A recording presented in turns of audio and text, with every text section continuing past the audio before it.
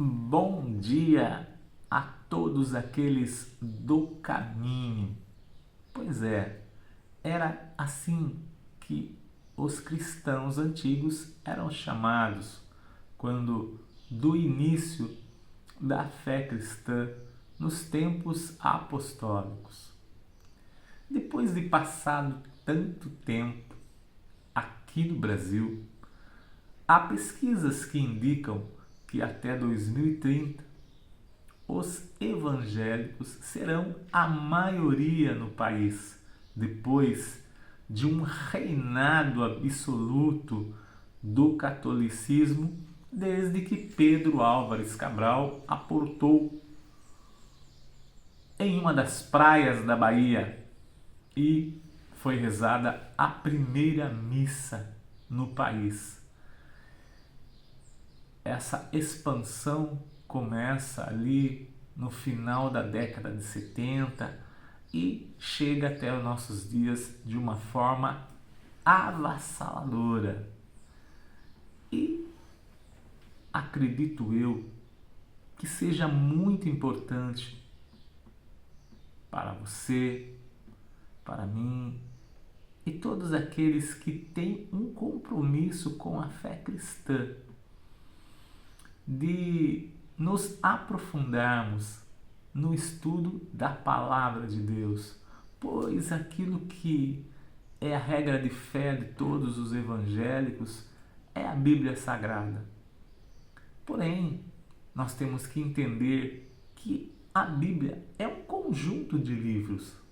São, entre os protestantes, 66 livros, sendo 39 do Antigo Testamento e 27 do Novo Testamento, sendo que a Bíblia ela foi escrita em diversas línguas. O hebraico, que é uma língua praticamente morta, o aramaico também, e o grego koiné, que não era um grego culto, mas um grego bastante popular, o que certamente dá uma modificação no momento que nós recebemos essa tradução dos originais. Porque quem trabalha com tradução sabe muito bem que por mais que essa tradução seja exata, ela nunca será perfeita. Sempre haverá uma perda. Quem tem a condição de estudar a palavra de Deus através da língua original deve fazê-lo sem dúvida alguma.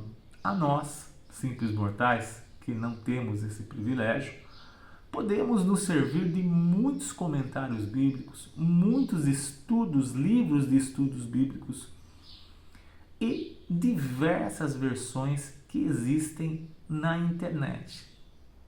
Até existem sites que fazem uma comparação entre os diversos originais, as diversas traduções que nós temos hoje. E há sites também que dão a possibilidade de você buscar a palavra no original, o que te dá uma qualidade de estudo muito bom.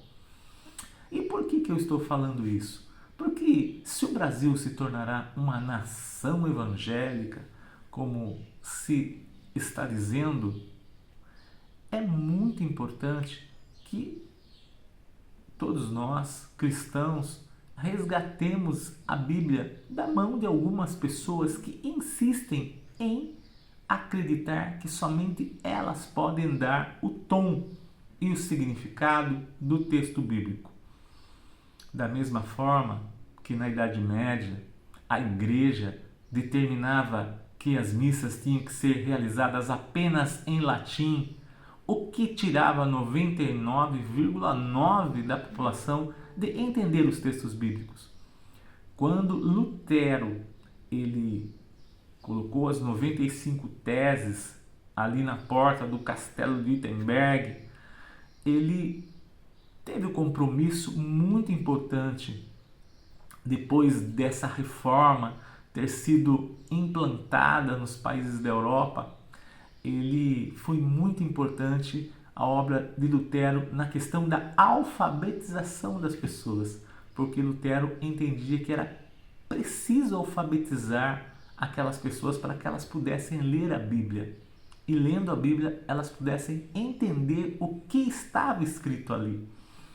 É claro que Lutero, ele acreditava que somente através do Espírito Santo os cristãos conseguiriam entender o texto bíblico, o que é uma certa ingenuidade, porque nós sabemos que não basta a luz do Espírito Santo apenas, porque o Espírito Santo ele vai nos conduzir à verdade, como Jesus dizia. Porém, nós precisamos estudar, porque como eu falei, nós não recebemos esse texto no original. Portanto, nós temos que buscar essa leitura mais aprofundada em estudos da Bíblia e depois, claro, sempre com a orientação do Espírito Santo para um entendimento mais espiritual. No entanto, isso não restringe o fato de que eu preciso buscar a exegese, a raiz da palavra, para que eu possa ter um entendimento mais profundo da palavra. Isso é muito importante, irmãos. Talvez muitas pessoas digam, mas por que eu me aprofundar no texto bíblico? Eu não preciso disso. Inclusive tem até alguns pastores, eu ouvi um dia um pastor falando, por que eu tenho que ensinar soterologia, soterologia aos membros da igreja? Eles não precisam saber disso. E esse estudo se refere à doutrina da salvação.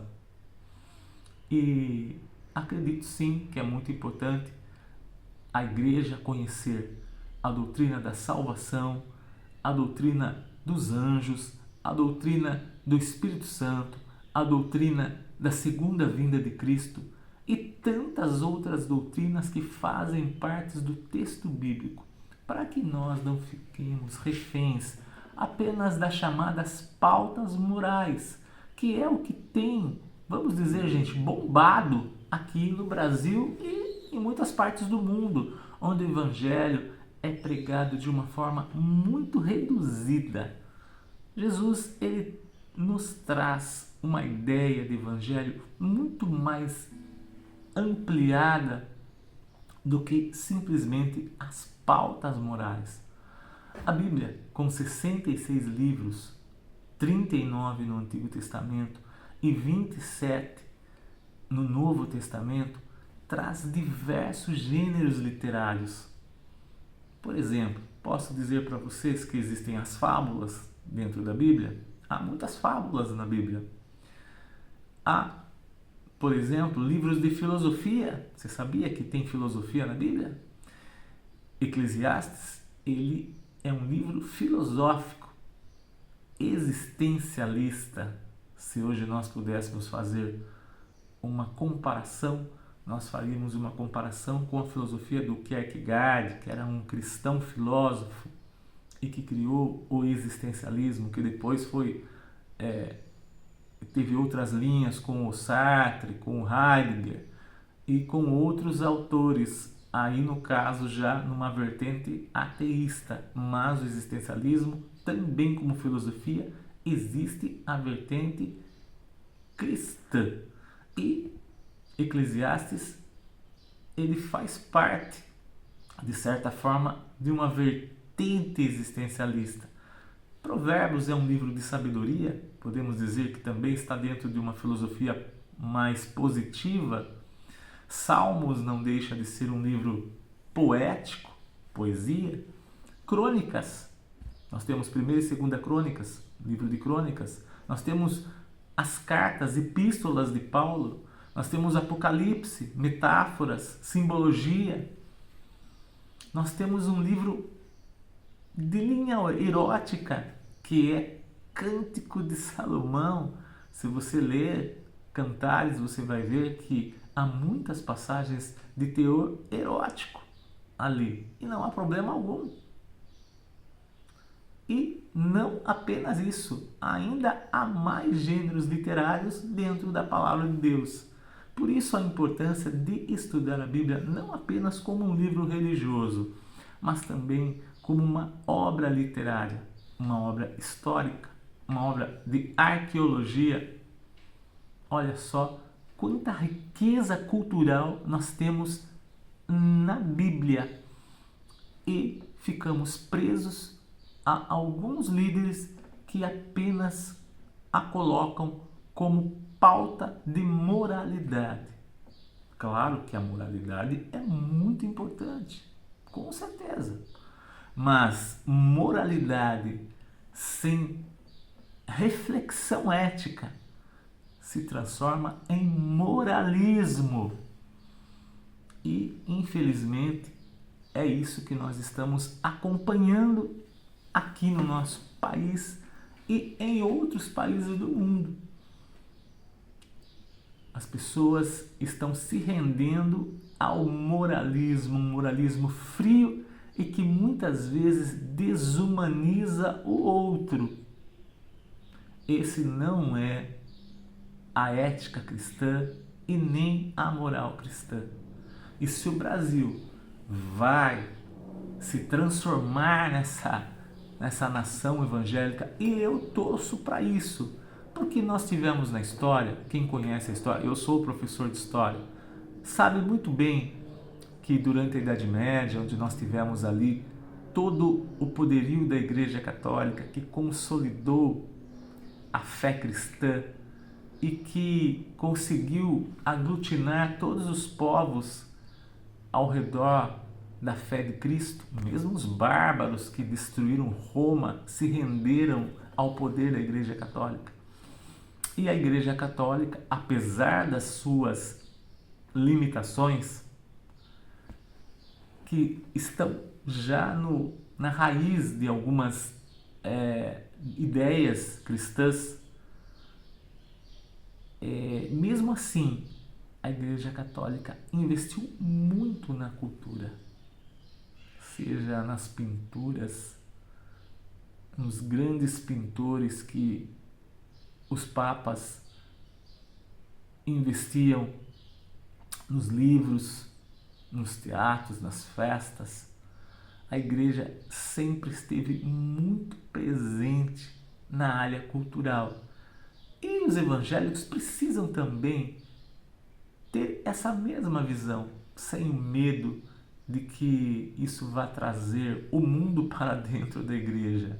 Isso é uma bobagem, porque na verdade Jesus mesmo, na palavra dele, no Evangelho, diz que não se acende uma lâmpada, uma luz, para colocá-la embaixo da cama, mas para colocá-la em cima da mesa, para que todos possam se iluminar.